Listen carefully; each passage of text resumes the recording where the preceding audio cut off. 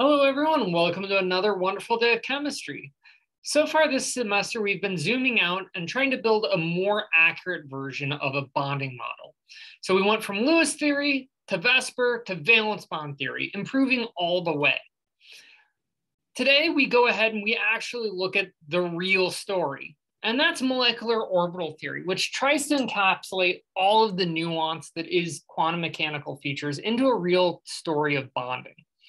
So valence bond theory is really good as it gives us a sketch of how our orbitals come together. However, it doesn't really quite show how all of the atomic orbitals can combine to make a full molecule. It tends to be looking at an individual bond at a time. So if we want a really good view of how two atoms can make a simple molecule, for that, we're really going to need to be looking at our molecular orbitals. I'm trying to bring in some of the missing parts of this story. So let's go ahead and start with one of the simplest molecules we can. That's the hydrogen molecule. It's two atoms, two electrons mixing together. So we know that our hydrogen molecule will be made of two atoms, each with a single electron in a single 1s orbital. Now these two can go ahead and mix together to make a sigma orbital, which we've seen with valence bond theory. The two orbitals overlap. We have an increased density in between the two atoms. And it's this increased density in between the two atoms which pulls the two electrons together. However, we have two orbitals that are mixing. And one of the things we saw a little bit with valence bond theory is however many orbitals we have come in, that's how many orbitals we should produce. So if something goes down in energy and becomes more favorable, something else has to go up and become less favorable. And so whenever we produce a bonding orbital, we also produce an anti-bonding orbital. So a good way to think about it is when we make a bonding orbital, it's all the best parts of these two orbitals that make the most stable molecule.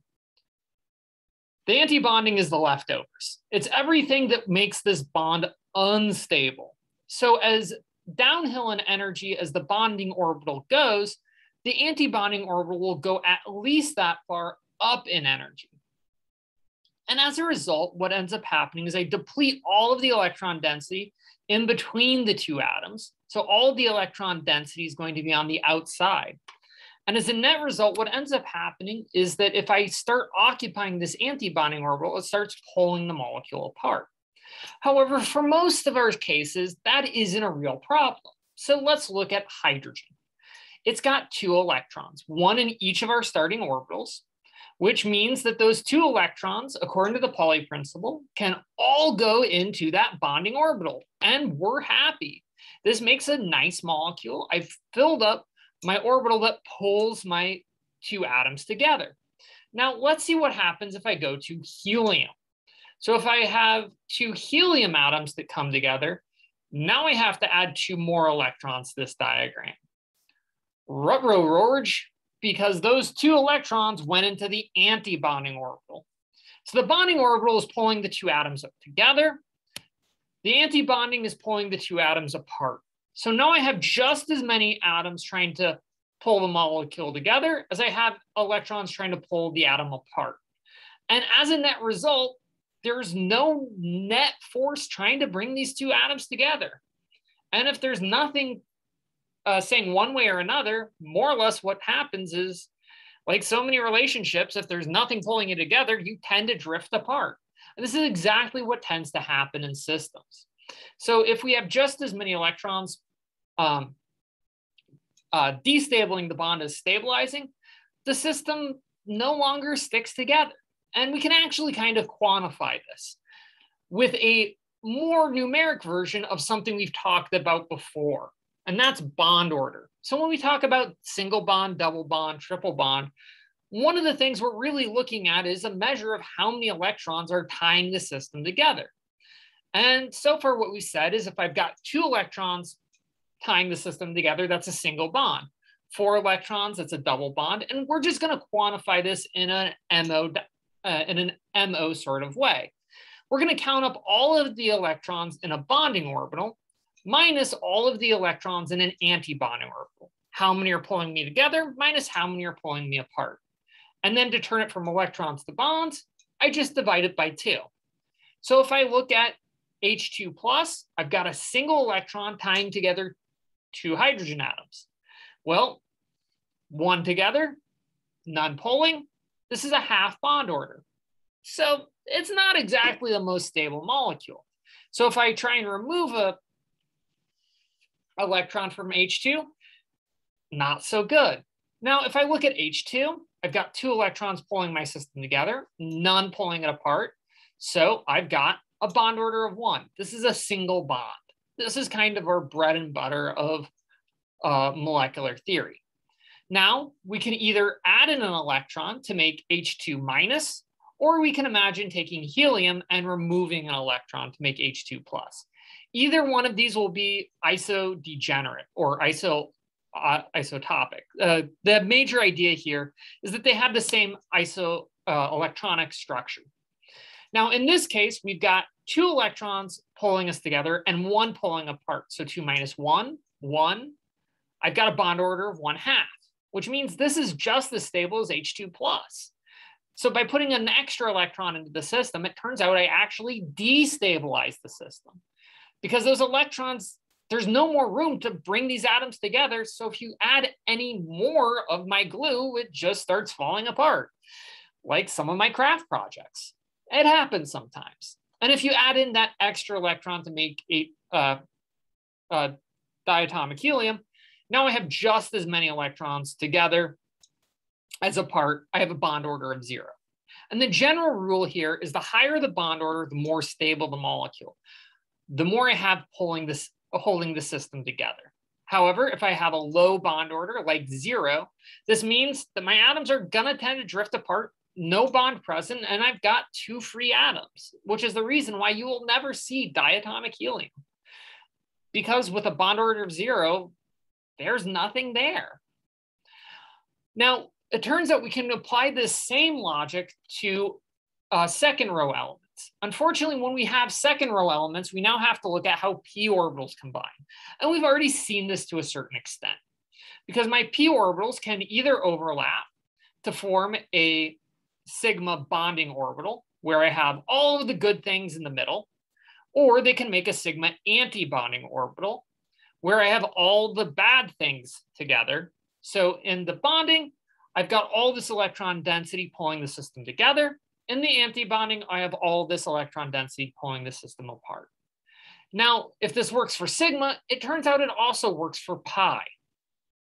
So as we've seen before, you can combine 2 p orbitals and this will make a pi bonding orbital.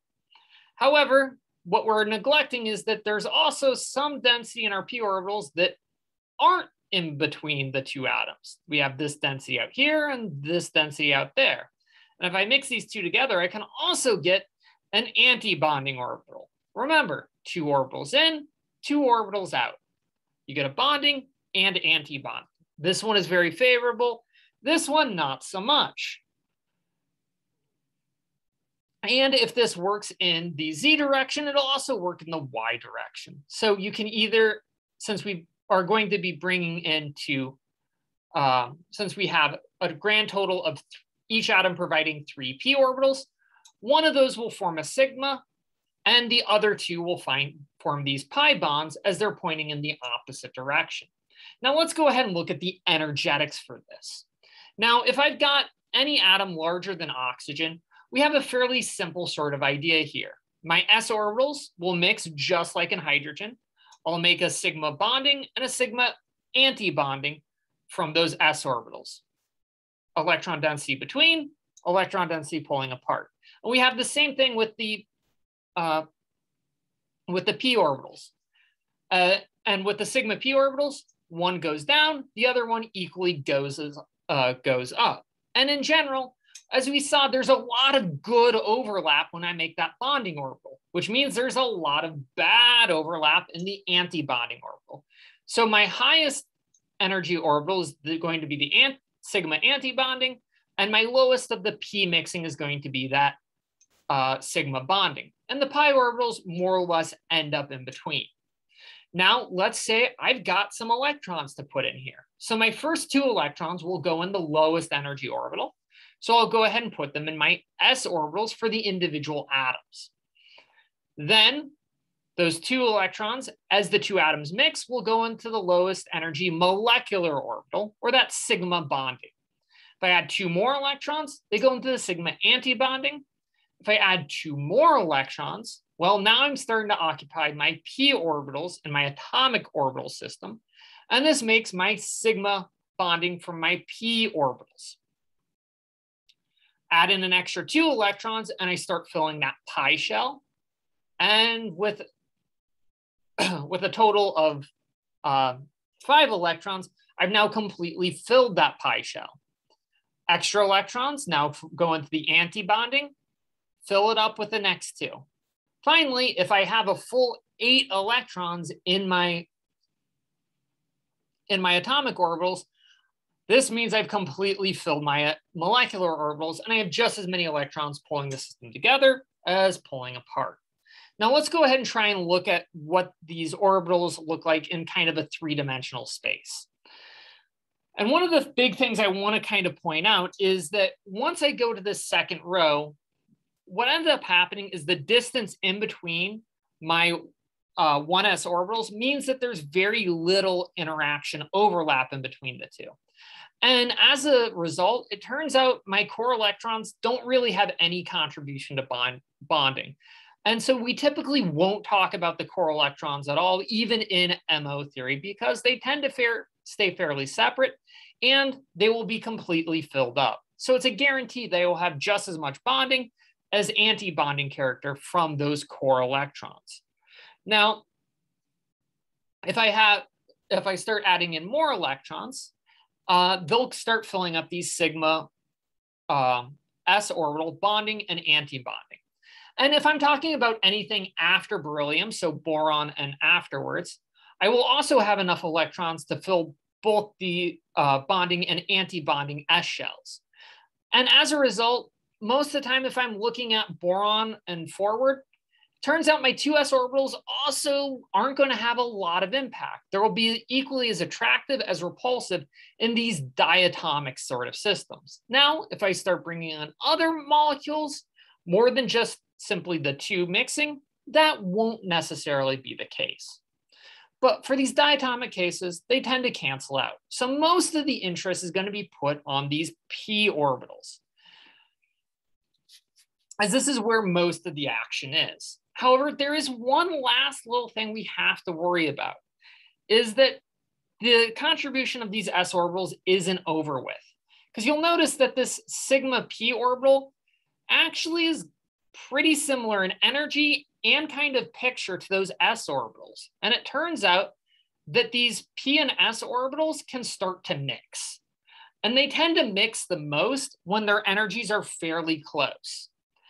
And it turns out their energies are going to be fairly close if I've got a lower nuclear charge. Because as I have a lower nuclear charge, I haven't essentially split apart the orbital energies of these systems. Because remember, as I put in more electrons into my atomic orbitals, the difference in between p and s energies became greater and greater and greater because of shielding. And that has a very important fact on here, because if these orbitals get close enough in energy, they mix a lot. And it turns out that this sigma p doesn't like handing out with this anti-bonding s orbital. And so if I've got any element that's lighter than oxygen, so think about boron, carbon, nitrogen, as well as lithium and beryllium, what ends up happening is this sigma p orbital runs desperately away from my anti-bonding s orbital. And it runs so far away, it becomes higher in energy than those pi bonds. And this has some real important contributions to what we'd expect to see out of bond order and electron filling. So let's go ahead and walk through our diatomics. So when I'm looking at lithium, or diatomic lithium, it's fairly straightforward because I only have my sigma bonding orbitals. I get 2 more electrons and I have equally sigma bonding and anti-bonding. So don't really expect to see much diatomic beryllium because, well, it turns out it has a bond order of 0.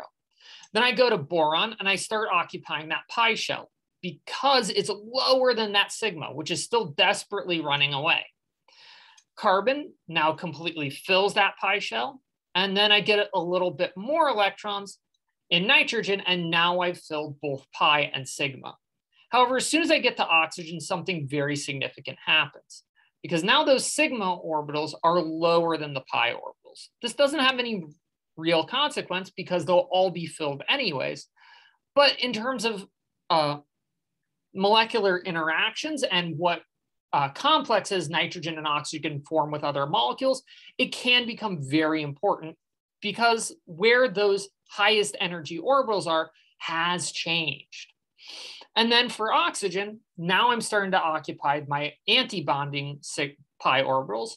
And by the time I get to fluorine, I have completely filled that pi anti-bonding shell. And so this actually is a very important thing to remember, is we will have a slightly different orbital configuration for nitrogen and lower versus oxygen and higher. I tend to like remembering the oxygen and higher configuration because that way we have a constant pattern. The bonding orbitals go down in energy as much as the anti-bonding orbitals go high. And this gives a very symmetric pattern. And then just remember, we have this fleeing action for nitrogen and lighter. Now, once we have these orbital diagrams, we can use these to determine the bond order for very specific diatomic species.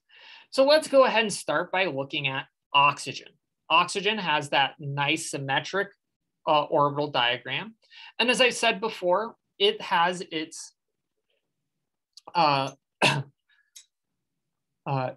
12 valence electrons, which means we've completely filled up the s bonding and anti-bonding, my sigma p bonding, my pi p bonding, and I've got 2 electrons sitting in my pi anti-bonding. Now, in order to determine our bond order, let's go ahead and count up how many electrons are holding my system together. So I've got 1, 2, 3, 4, 5, 6, 7, 8 electrons in bonding orbitals, and 1, 2, 3, 4 electrons in anti-bonding orbitals. So 8 minus 4 divided by 2, I've got a bond order of 2. So this actually works with what we tend to think about. Oxygen is connected by a double bond.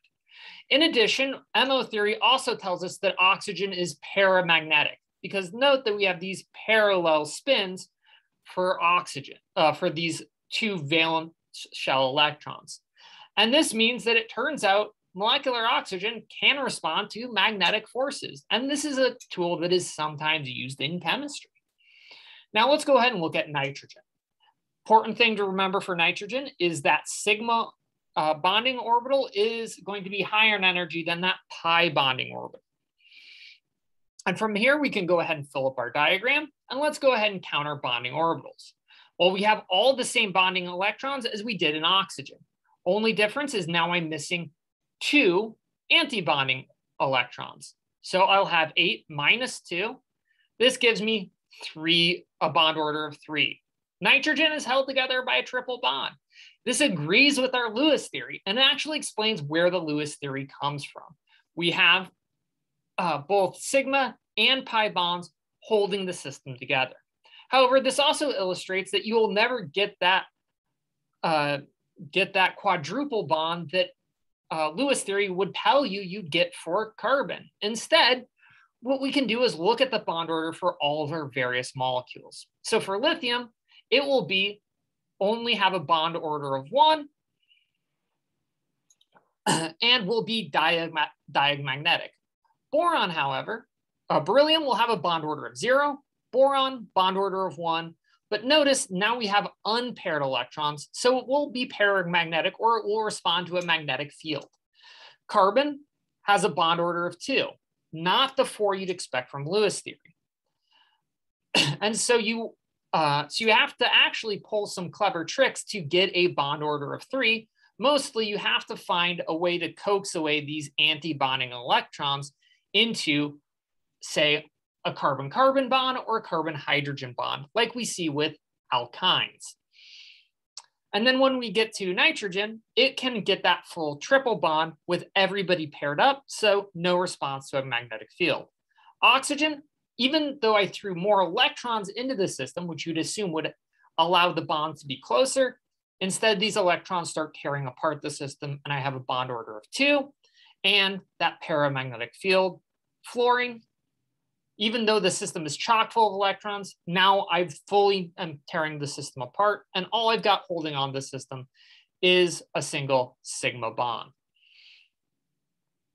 And by the time you get to neon, well, turns out there's a reason you don't see diatomic neon. There's just too many electrons to allow this system to come together. It naturally will pull itself apart. Now, this is actually a pretty good and accurate way to look at things like a pretty good and accurate way to look at diatomic molecules, especially homonuclear diatomic. However, things get a little bit messier when I have two different atoms coming together in what we call a heteronuclear or different nuclei molecular bond, or if I'm trying to make a full molecular species. So we'll take a quick look at those species next time. Until then, take care.